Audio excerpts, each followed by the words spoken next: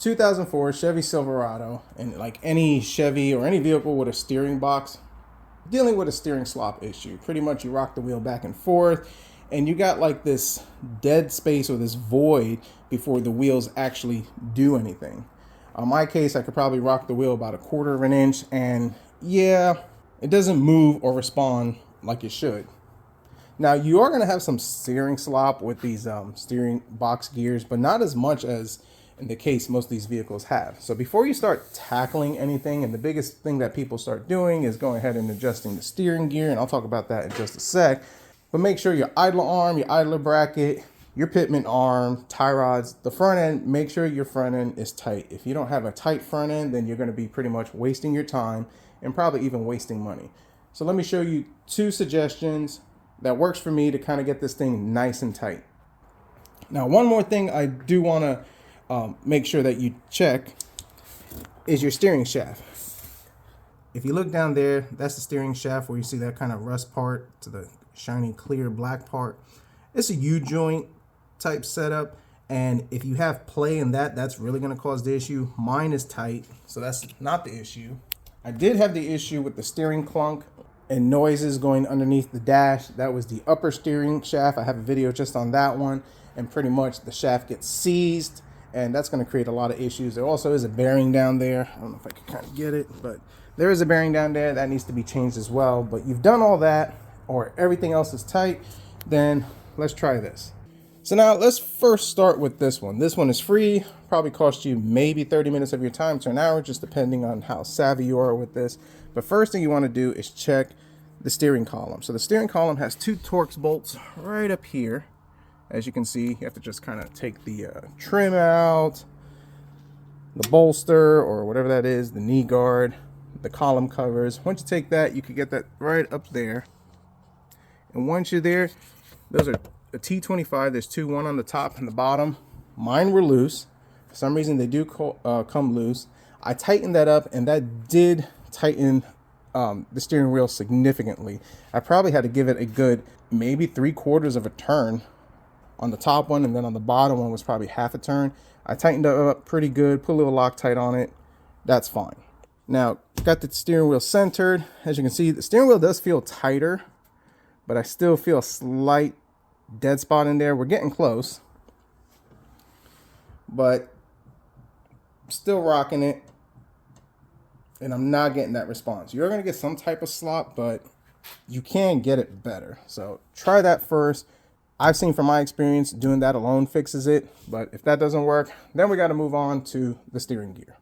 So the steering gear is probably the worst part about this. I mean, they're fairly easy to change, but the issue that you run into is that you could get a reman for about $150 to $200, just depending on where you get it from.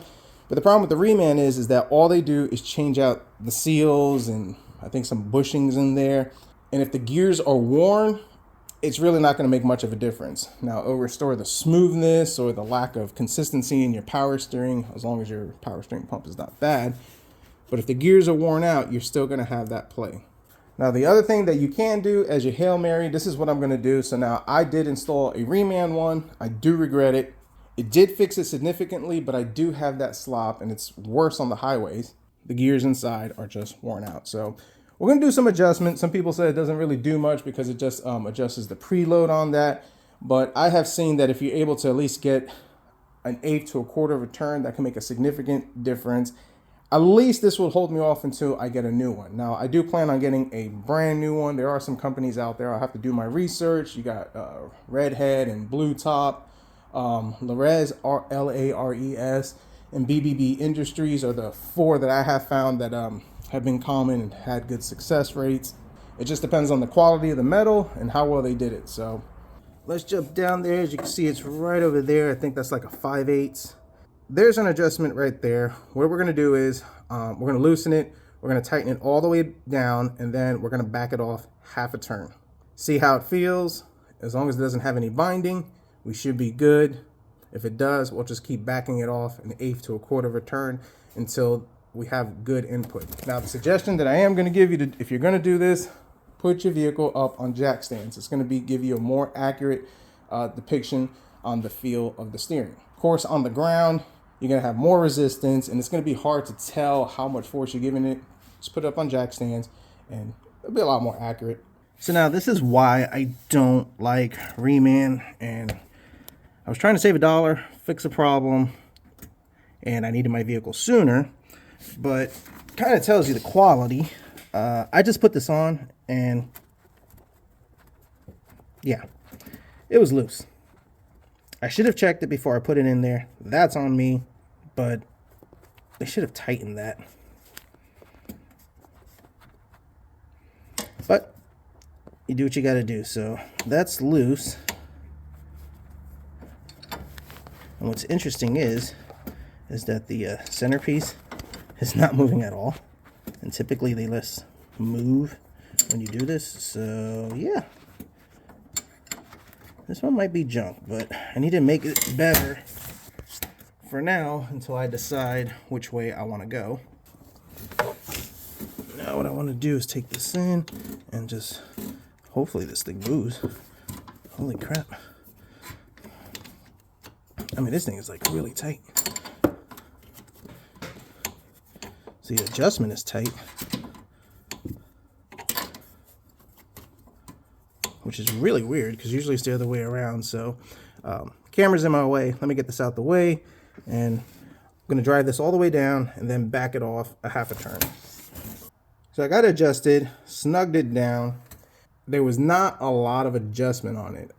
Mostly, I think I was able to turn it about one turn until it bottomed out. So then I backed it off half a turn.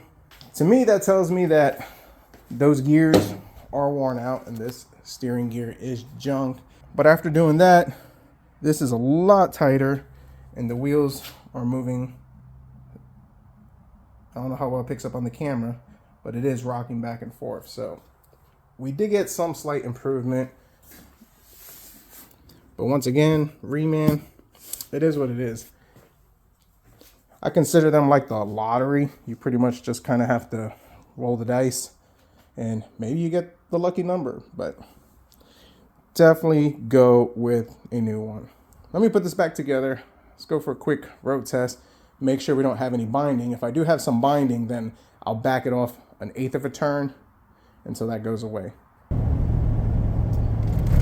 So back on the road, and I do apologize for not having a before and after, but I can tell you already, this feels a lot better. So as far as the steering column, that tightened it up, that got rid of that play. And now keep in mind, any little bit of play is going to be amplified. But not only did it get rid of some of that play, it also got rid of a rattle that I had in the column. Right now, the steering wheel is sitting perfectly straight. It's not wandering, and the adjustments, all I need to do is just give it a slight. So before I was about 1/4 to 1/2. Now the play that I have is maybe 1/16 to 1/8. And the vehicle is not wandering. So the steering adjustment did work. I had about a turn to bring it in all the way down, and backing it off a half a turn made a big difference. So that worked out pretty good. Glad I was able to get it squared away for free, but I do know in the future we'll have to get a new steering gearbox. So hope this video helps. Thanks for watching.